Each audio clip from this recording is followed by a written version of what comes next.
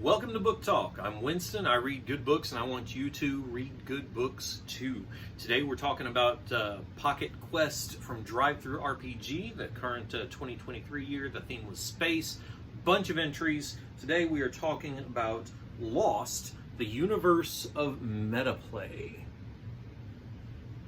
And the author, I think the author's goes by Wagham as their handle.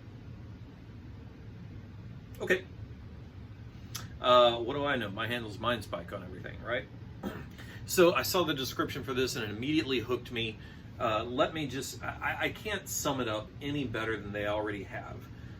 In this game, you will role play as the character from your last fantasy RPG you played. And that character will be unwittingly catapulted into outer space, finding themselves aboard a small space ship. Let's be honest, your character hates you. Throughout the previous RPG in which you played them, you made them do so many ridiculous things that all the NPCs were cringing badly for them. Poor thing couldn't do anything about it being under your control, but now things have changed. A wicked spell infused with Metaplay has catapulted them into outer space. There, aboard a small spaceship, they will have to find a way to return to their imaginary world. They will discover that in order to achieve that, they have only one enemy to defeat: you. To assist them, the Avengers of Metaplay will be there, beings who travel across galaxies with the sole purpose of feeding on cringe. They will inevitably be drawn to the emanations that accompany your character from the last gameplay session. That is wild. The meta concept there just really hooks me on a lot of different levels, and there's a current fad, something they call lit RPG, that leverages this kind of concept of Metaplay. I've read a couple of different books about lit RPG settings or styles or whatever, and it's pretty cool. I was looking forward to a game that leveraged that kind of multi-world thing, and your character playing against you as the player. I thought that was going to be really interesting. It's a short book. It's laid out in spreads, which is not conducive to the way I read on my tablet. And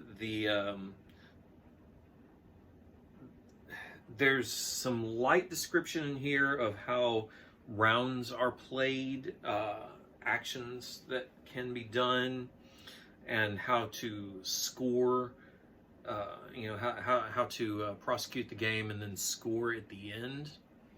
But it really seems to me to boil down to the game master gives your character a problem to solve, and then you respond, and then the rest of the table votes on how well you responded in character, or maybe whether or not your character would really want to respond that way. I'm very not clear on it. It is, in fact, super meta on a lot of different levels, but the let's talk about gaming and then vote on how we game, it doesn't work for me. And the designer appears to know that because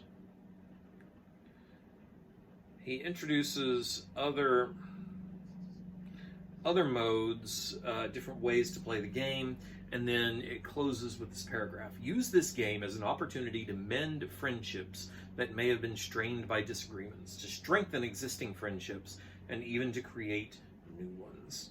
So this game really is all about talking about your role-playing game.